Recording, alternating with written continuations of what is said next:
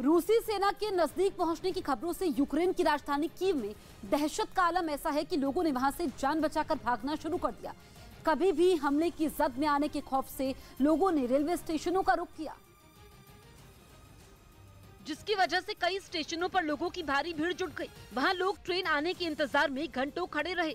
उनमें कुछ लोग इस तरह गले मिलकर फूट फूट कर रोते दिखाई दिए, मानो उन्हें लग रहा हो कि ये उनकी आखिरी मुलाकात हो। और ट्रेन के प्लेटफॉर्म पर रुकने के कुछ ही देर बाद उसमें लोगों के बैठने के लिए जगह नहीं बची।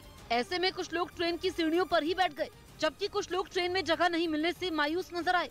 10 минут назад пришли, уже попасть не можем. Ждем, не знаю, никто не знает, все ожидают. वहीं जिन्हें अपनी मंजिल पर जाने के लिए ट्रेन में जगह मिल गई, वो कीव छोड़कर अपने सामान के साथ वहां से रवाना हो गए।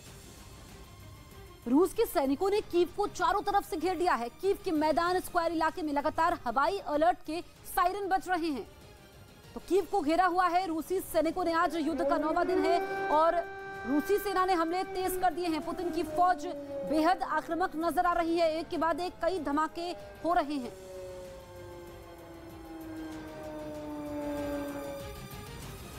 लेकिन यूक्रेन पर धावा बोले बैठा रूस जंग की आंच अब अंतरिक्ष में ले गया है।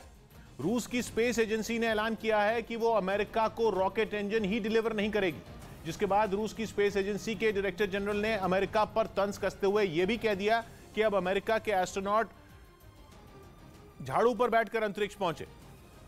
इतना ही नहीं, रूस ने इंटरनेशनल स्पेस स्टेशन में होने वाले एक्सपेरिमेंट्स में अमेरिका का सहयोग करने से भी मना कर दिया है। रूस ने कहा है कि अब उसके स्पेस प्रोग्राम का मकसद अपनी रक्षा के लिए सैटेलाइट बनाने पर होगा। यूक्रेन में फंसे भारतीयों को निकालने के लिए वायुसेना ने अभियान तेज कर दिया। ऑपरेशन गंगा के तहत रोमानिया के बुखारेस्ट से 200 से ज्यादा और भारतीयों की वतन वापसी हुई, जिनको लेकर वायुसेना का C-17 ग्लोब मास्टर विमान दिल्ली के पास गाजियाबाद के हिंडन एयरबेस पर उतरा, जिसके जरिए वापसी कर रहे लोगों का वहां पर फूल देकर स्वागत किया गया। C-17 उतरा है और इस फ्लाइट के जितने भी मेडिकल स्टूडेंट हैं उनका यहाँ पर स्वागत किया जा रहा है केंद्रीय रक्षा राज्य मंत्री अजय भट्ट के द्वारा। यूक्रेन में जारी भीषण जंग के बीच वहां जान बचाकर लौटने की खुशी इन लोगों के चेहरों पर साफ दिखाई दी। अटैक इतना पास में होना स्टार्ट हो गया था कि हमें था कि अब यहाँ से निकलो, अगर बंकर के अंदर ही कुछ हो जाए तो। इस विमान में आए कुछ लोगों के साथ उनके पालतू जानवर भी दिखाई दिए, जिनको साथ लाने की मंजूरी देने के लिए 2 दिन पहले ही केंद्र सरकार की ओर से एक नोटिस जारी किया गया था। रूस के सैनिक रिहायशी इमारतों को निशाना बना रहे हैं। कीव के पश्चिमी हिस्से में रूसी सैनिकों ने एक इमारत पर मिसाइल से हमला किया, जिसमें इमारत पूरी तरह से जलकर खाक हो गई।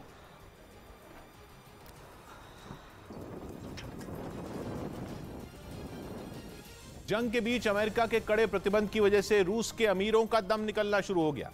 एक दिन पहले ही जो बाइडेन ने कहा था कि वो रूस को आर्थिक तौर पर ऐसी चोट पहुंचाएंगे कि वो भूल नहीं पाएगा, और उनकी इस बात का असर दिखना भी शुरू हो चुका है। खबर है कि अमेरिका का टारगेट रूस के 10 ऐसे अरबपति हैं जो न केवल वहां की अर्थव्यवस्था को मजबूत करते हैं, बल्कि रूस के ये 10 अमीर पुतिन के करीबी भी हैं। मतलब अमेरिका ने पुतिन की जड़ खोदनी शुरू कर दी है। जिन लोगों को कंगाल करने का उसका प्लान है, उनमें बाप बेटे की एक पावरफुल जोड़ी भी है, जो है बोरिसोविच इवानोव और सेर्गेविच इवानोव की जोड़ी। बोरिसोविच इवानोव तो रूस के डिप्टी पीएम और रक्षा मंत्री भी रह चुके हैं, जबकि उनके बेटे रूस की एक बहुत बड़ी डायमंड कंपनी के मालिक हैं। यूक्रेन में चल रहे युद्ध को खत्म करने की कोशिश के लिए रूस और यूक्रेन के प्रतिनिधिमंडल के बीच अज्ञात जगह बातचीत हुई। इस बातचीत का वीडियो सामने आया। इसमें बातचीत के लिए पहुंचा यूक्रेन का प्रतिनिधिमंडल एक कमरे में जाता हुआ दिखाई दिया। इस कमरे में पहले से ही रूसी प्रतिनिधिमंडल के लोग बैठे हुए थे।